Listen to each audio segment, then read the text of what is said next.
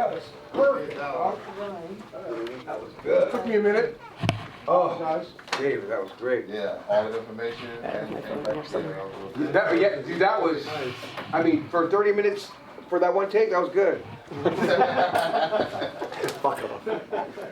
Ball buster, you are. Oh, dude, I love hard. I love it. It's fun though, right? It's in love. I mean, jeez. Why can't you? Yeah, right? If you can't take it, you can't take it. 100%. This guy right here. Bye. Get in the middle. Go take a pictures. Go give me Hi, great to see you. Yeah, no, congrats. It's really exciting everything you're doing too. Really appreciate it. Bye. Welcome to Cannabis Talk 101. I'm here with the legend himself, Mr. Joe Grande. This is the man right here. I mean, geez, we wouldn't even be here if it wasn't for him. Who we kidding? I gotta get out of here. Welcome to CALi, yeah. Joe.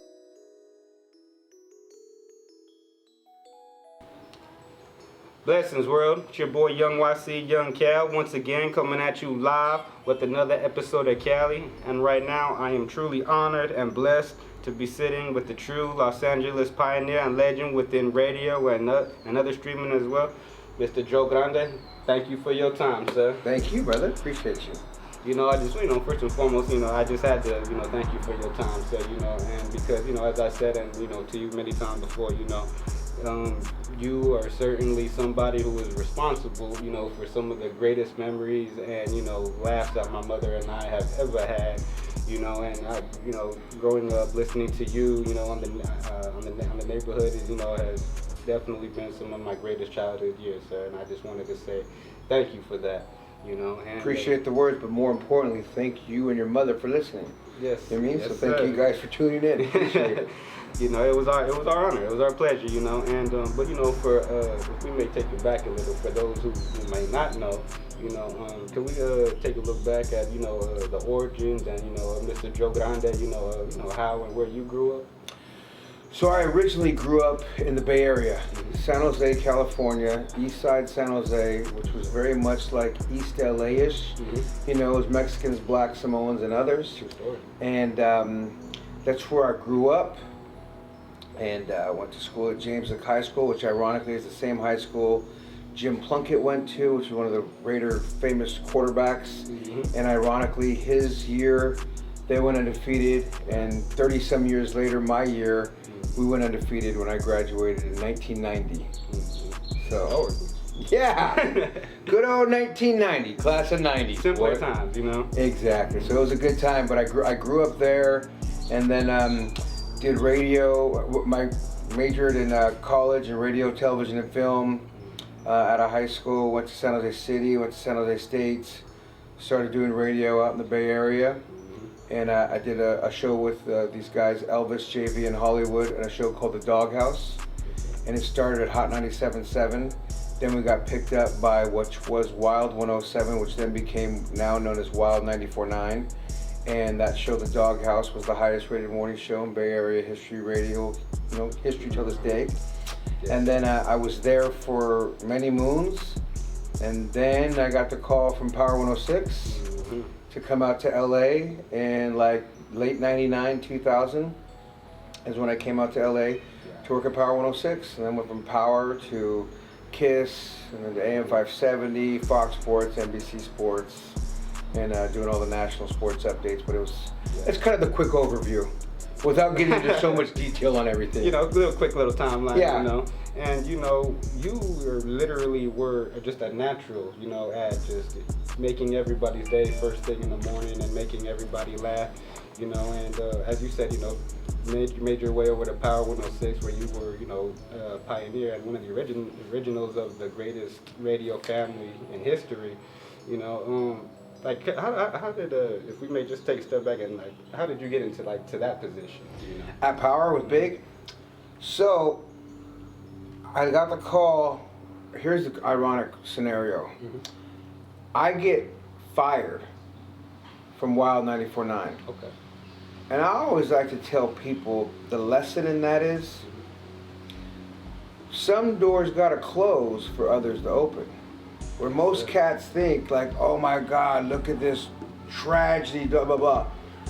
Now I got fired for some BS, but whatever, it was when the company that was Wild 94.9 became Clear Channel, which is now owned by iHeart, right? So it was Clear Channel.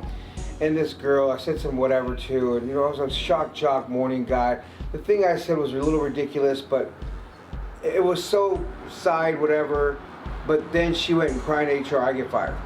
Bottom line, I get fired. There's no denying I got fired. The next day, I get a call from a guy by the name of Rick Cummings. Rick Cummings at that time was the big boss of MS Communications, which is now a different owned company, what Power is. But at the time when we all worked there, it was MS. So Rick Cummings calls me, Joe, I heard you got let go, which my buddy JV, who I worked mornings with, called Rick going, hey, Joe just got fired. Y'all may want to look at him. So Rick calls me, Joe, I want you to hook up with Big Boy and come out here. And I'm like, that'd be interesting. I mean, of course I know who Big Boy is. We've crossed paths many times. Big Boy's the legendary Big Boy. Right. Power 106, Los Angeles, for God's sakes. Okay, cool. So he sends my message off to Jimmy Steele, who's the program director. So this guy, Rick Cummings, the big guy, not in the office, big corporate guy. Rick Cummings, Jimmy Steele's the program director.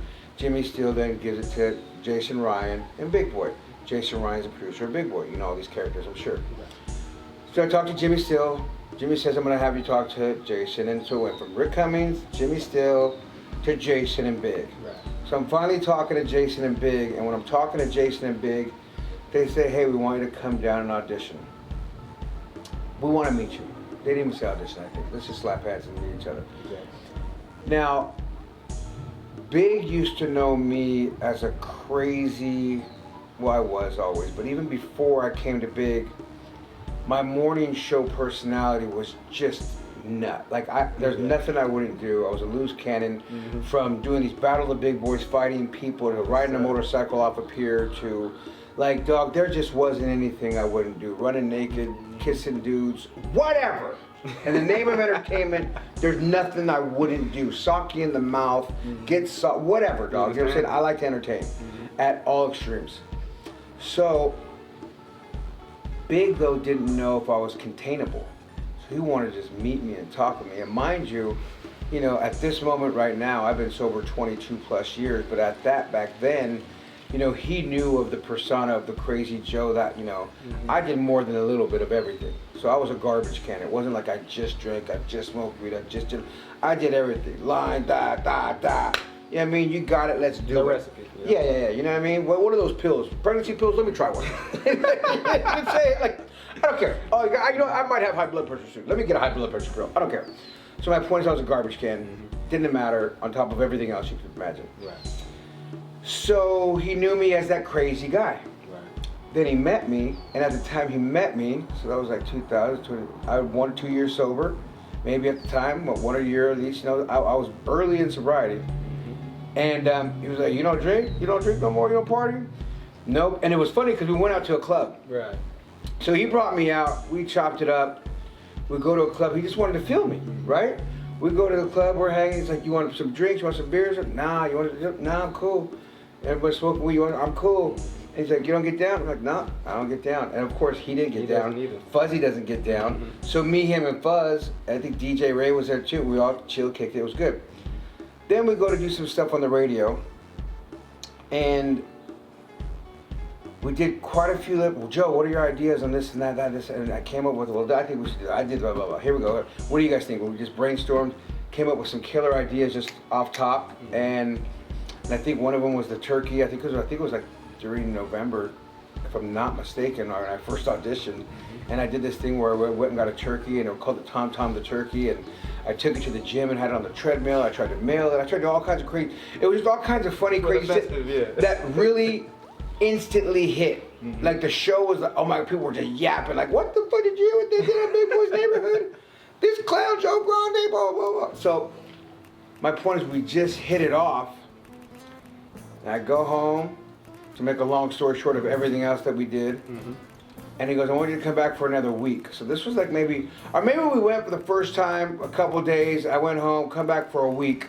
So I come back for a week and auditioned for the week, and that's when we did all those things I just mentioned. Right. We had some killer times, and then at the end of that is when he looked at me and was like, damn, And I go, what's up? And he's just like,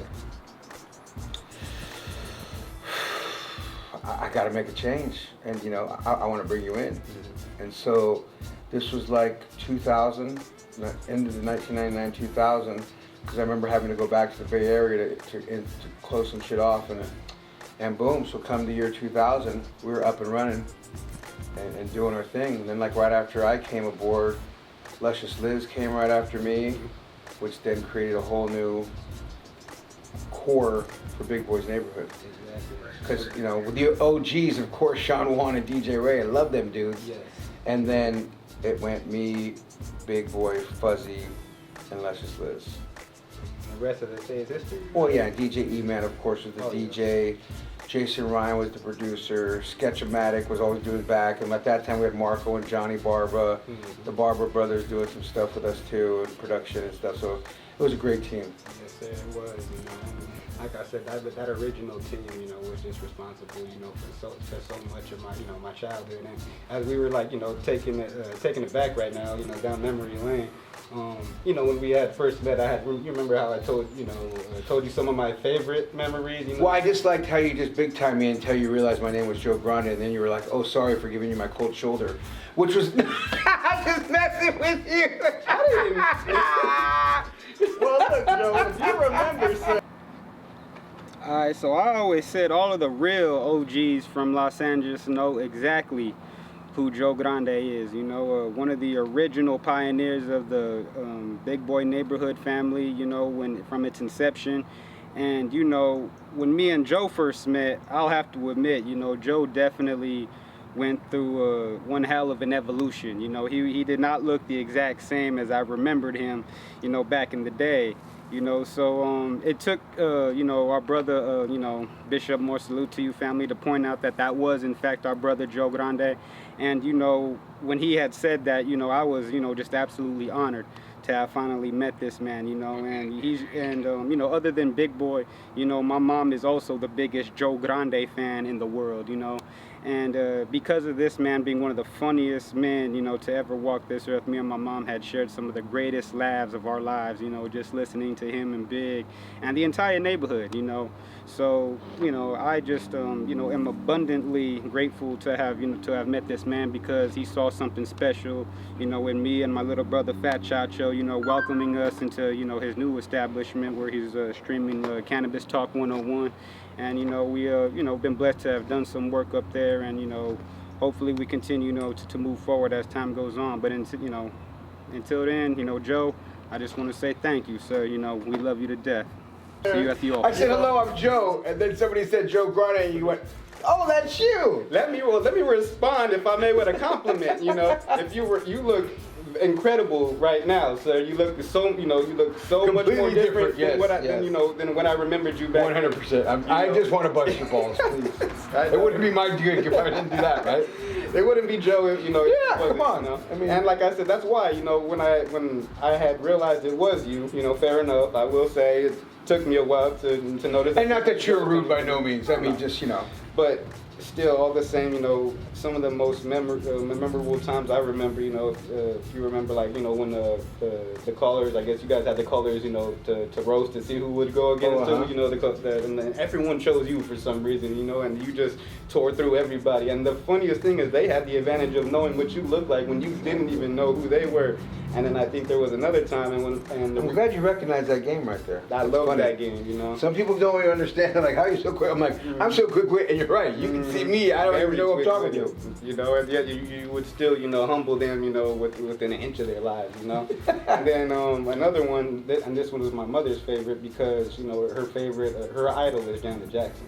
And then I guess around the time Aloy Joe came out, you and Liz battled it out to try to see who could name the most Janet Jackson songs within big whatever time frame. You know what I mean? And like, you know, I think you had thought that Janet actually sang "The Rhythm's Gonna Get You." The Rhythm is gonna get. Isn't that that's what's her name? Latin artist. Oh, damn, I know who you're talking about, but yeah, go ahead. You know, so, you know, and these were just some of my personal favorites. And then, you know, of course, as you said, you know, the turkey. But what were some of the most memorable things that you think that you participated in, you know, that were some of your personal favorites? Well, it's just funny, as we say, Tom Tom the Turkey was a big one that lasted many years and actually got me in trouble. And it actually cost Big $5,000 because Big had to buy a gate for a school that we took that turkey to. So that became a long story that became even more of a story that became a costly story. So that one was a good one. I mean, there's been incidences that I continue to hear from people, right? So there's a guy that I work with now that goes, oh my God, I'll never forget the first time I met Joe Grande. And me and him are partners to this day. We do some business together. And it goes to show that what I remember is just constantly going out in the streets and doing fun things with listeners. And what I did with him, which his name was Chris Franchino, is I told the listeners they had to get down into their underwears, whatever, to win tickets to a concert, put their hand on the whatever it is and hold it there the long, whatever the contest was. Right. But so it was going out and being with the crowd and making the crowd do something stupid, right? Making people do something stupid as well for a concert ticket or for whatever money. So I really think of a lot of those things that I did, from making people break the windows in their cars, to being naked, to making out with each other. And this guy did that. He got naked with the girl. I ended up giving them both tickets to whatever event it was, and they hooked up, and it was great. So he's like, not only did Joe give me tickets, he got me laid. So that's a great, to hear something great about that. Like, see, I'm glad I can do that on the streets of Southern California with you. But things like that, things like, I remember going out and having people play basketball and doing things for Shaq ticket or for Laker tickets and this and that. And, like I remember meeting Tattoo, who replaced me because I met him on the streets of Glendale, doing a contest for Laker tickets, and then eventually he got iced up with Shaq on his forehead. But you do things like that where I do an event and then I meet somebody, I'm like, dude, I see something good for you, a big for you, let me bring you around more. And when I ended up leaving, he took my place, which was dope. But some other fun, good ones too. I'll never forget doing this donut bit where I would go try a donut, and the whole premises was, how many donuts can I eat before they kick me out or call the cops? So there was a lot of things like this where, how far can I push the limit before the cops get called or they just kick me out and start yelling at me? And one of them was I take a bite of a donut and I threw it against the window and I was like, this tastes like crap. Can I get another one? So how many donuts would they give me before they did? I think I got to about 4 before they kicked me out of there. And it was hilarious, but it was like one of those ones that keeps coming back to me, like, oh my God, I can't believe I remember you doing that. Me driving, I think it was during the Tour de France, and you know where the radio station is, on Olive and Buena Vista, but then if you go over the hill, you go to Hollywood, but if you come down the hill, coming back down the hill. So I was on my bike coming down the hill during traffic time one morning, and I might have been in my biker tights or shirts, or no shirt and a biker tight, and maybe no helmet, whatever, but a cop comes and stops me and was making fun of me basically, and I'm on the air live, and put on your helmet, and I'm right in between traffic, just acting like a crazy idiot, but all live on the air, which was great. So, when you do these live bits, and back then, which Big and I consistently talk about still to this day, is we would do live bits. Nowadays, that just doesn't happen. Everything's recorded because of the aspect of, are we gonna get the payoff? But we had a trust and a understanding with each other, meaning Big and I. When I went on, I'm gonna make sure there's a payoff, even if I have to fall on the sword, so to speak. You know what I mean? There's gonna be a payoff here. I'm gonna do something to make it funny. So that was a big one. That was good. I mean, there's just so many other fun things too, of just consistently going to people's houses and messing with their ornaments during Halloween or Christmas, and taking a gutter off someone's house and trying to resell it to them, and just fun things that are endless that I still would do till this day, and you know what I mean, want to still screw around with people, oh, I can still do this. Yeah, I do remember that one, that you brought it up, the one where you brought listeners up, and then I guess it was Lakers playoff time, and then the question was for the listeners, how many kicks to the balls can you take? Yeah, so we did stuff like that, Laker tickets. Yeah. I mean, here's another funny one that people still bring up that I love and laugh, and I know exactly where I was at when I did it, is knocking on people's doors and see who will let me in to use the restroom because I need to take a crap.